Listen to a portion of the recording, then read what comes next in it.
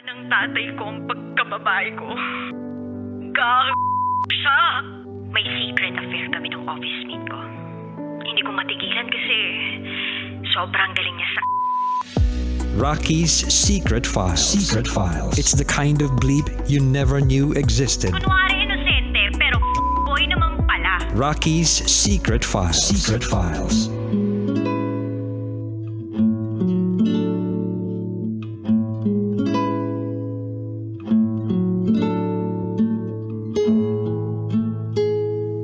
And we're back. Kasama nyo pa rin si DJ Rocky and this is Zan's Secret File. Si Zen na merong live-in partner for 8 years. Akala niya okay sila, maayos yung pagsasama nila, masaya sila, kontento sila sa isa't isa. Pero hindi pala dahil nalaman niya, nahuli niya na ang partner niya ay nagloloko sa kanya. Inililihim nito na nagkikita sila ng kanyang ex. Yung partner niya tsaka yung ex nung partner niya nagkikita ng palihim. And take note, parehas sila, pamilyadong tao na. So nahuli unang beses. Ay, pangalawa nahuli ulit. And this time, hindi lang isa yung nahuli niya, kundi, ay, may dalawa pala nakabit tong partner niya. So ayun, nilet go niya na, hiniwalayan niya na, although nagtatalo daw yung puso't isipan niya, pero gusto niyang gawin tong bagay na to. Hindi lang para sa sarili niya, kundi para sa anak niya. Pakinggan na po natin ngayon ang mga kabisyo nating nag-share ng kanilang mga thoughts, comments, suggestions, and violent reactions. Ito po ang sabi ng ating kabisyo na si JP. Iwanan na lang talaga niya yung walang kwentang lalaking yon. Nahuli na nga, umulit pa. At hindi lang isa ang kabit, dalawa pa. Humanap na lang siguro siya ng bago. Bigyan na lang niya ng oras ang sarili niya. Move on na lang. Hindi niya deserve yon. Yun lamang po, happy Wednesday. Pahinga na po kayo. Baka sobra na ang pagod ninyo. Sakto lang naman. Charot with the rot. Anyway, eto naman ang sabi ni Robert. Matindi rin. Hindi marunong makontento si boyfriend. Hindi lang isa, kundi dalawa. Kung sino pa ang nagmahal, yun pa ang inaayawan. Kaya sender, magpakatatag ka na lang. Iwan mo na yun dahil sa panlolokong ginawa sa iyo. Ito naman po ang sabi ng ating kabisyo na si Mac Sinadjan. Para kay sender, tama lang ang ginawa mo, nag-focus ka sa anak ninyo. Soon makaka-move on ka rin sa sakit na nararamdaman mo ngayon. True. Ito pa sabi ni Elizar Kaloyloy. Sabi na nga ba nakakayak tong secret file na to kay Sin eh. Ang hirap ka. Piruin mo, tali-talikod siyang niloloko ng partner niya at hindi niya naiinisip na may anak pala sila. Ang hirap nun. Kung sa bagay, kaya niya naman bumangon mag-isa at alagaan ng kanilang anak. Sana yung partner niya dapat inisip niya muna kung anong magiging consequences ng anak nilang paglaki.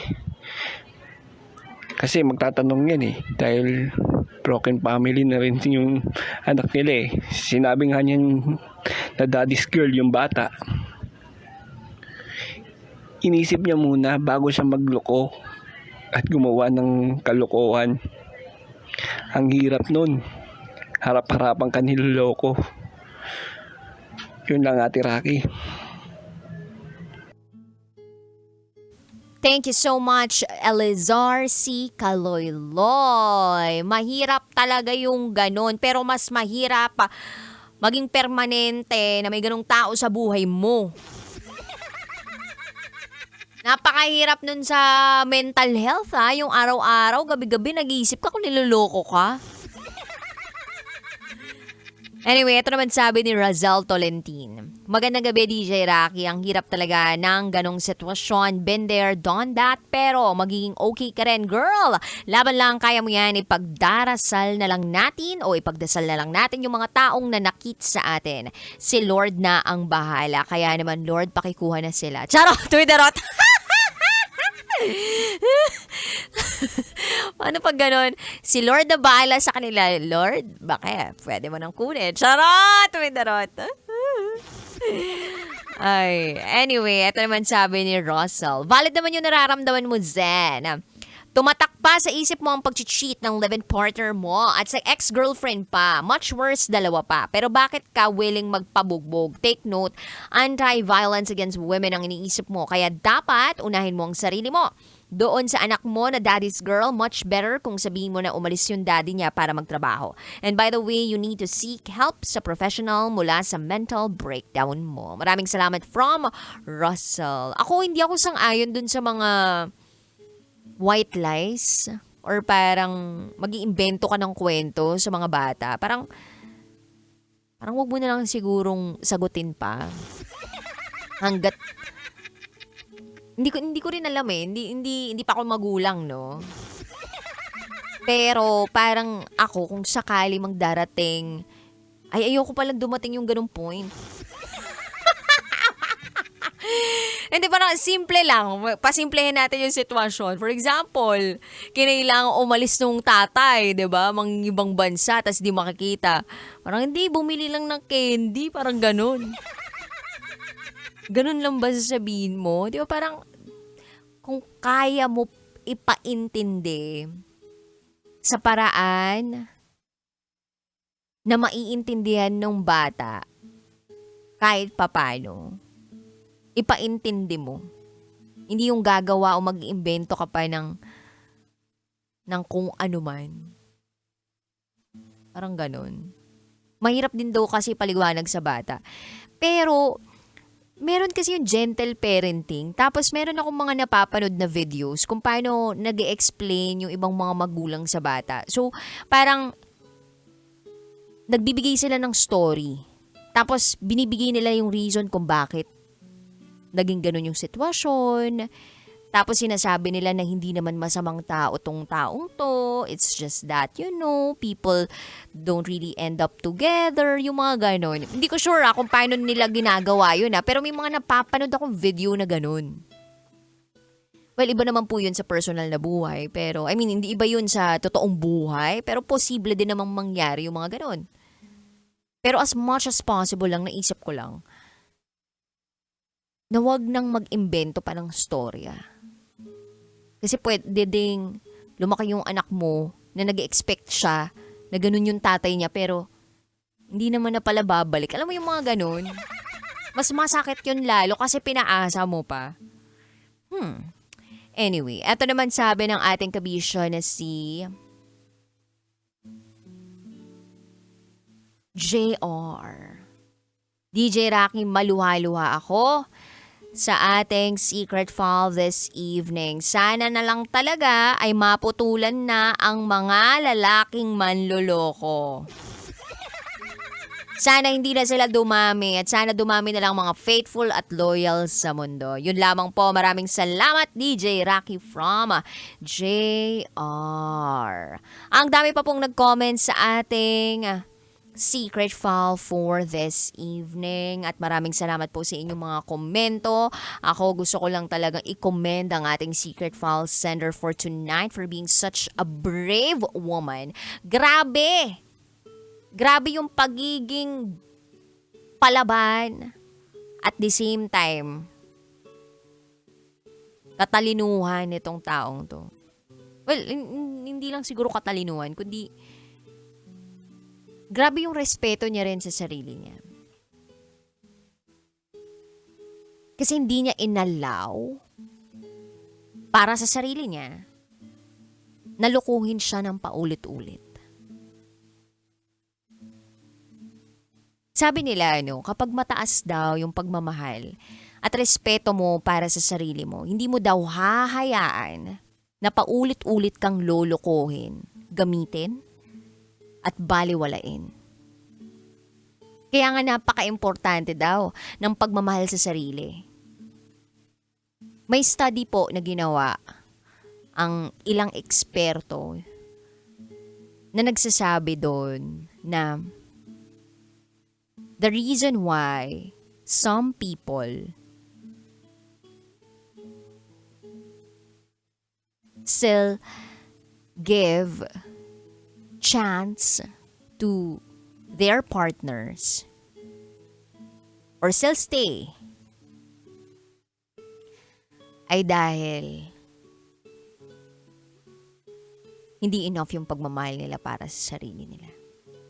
Hindi enough yung respeto nila sa sarili nila.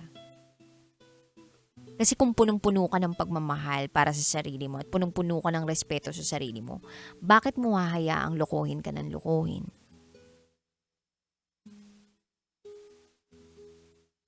Bakit mo hahayaan na may isang tao dyan na hindi patas magmahal?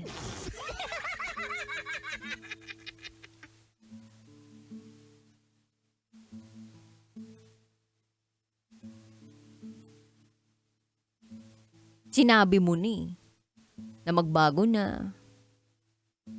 Nagsorry naman sa'yo, tas inulit pa rin, di ba? Ex pa. Kahit sino pa yan, wala na dapat. Magputol talaga, wala nang ganun.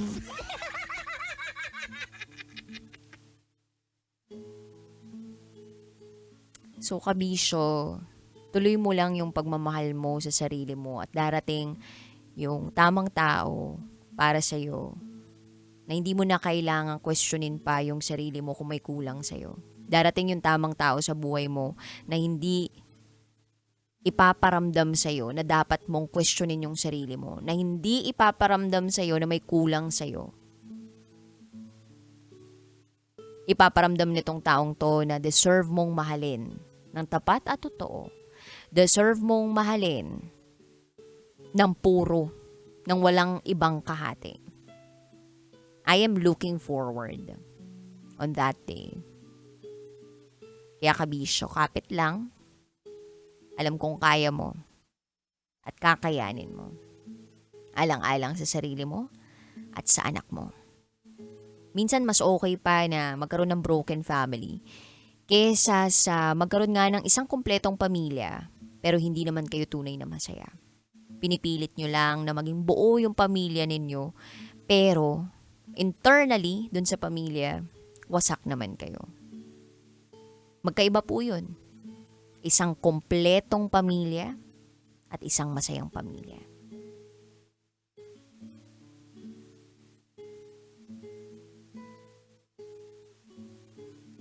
Sa mga kabisyo po natin out there na gusto mag-share ng kanilang secrets, share to me raketera@gmail.com. I gotta say BRB as in bathroom break for Top Secrets.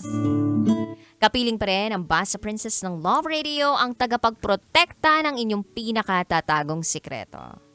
DJ Raketera, at ikay nakatutok. Dito sa 90.7 Love Radio, kailangan pa bang i-memorize yan? Basic. This is Zen's Secret Fun. Metro's number one. Love Radio.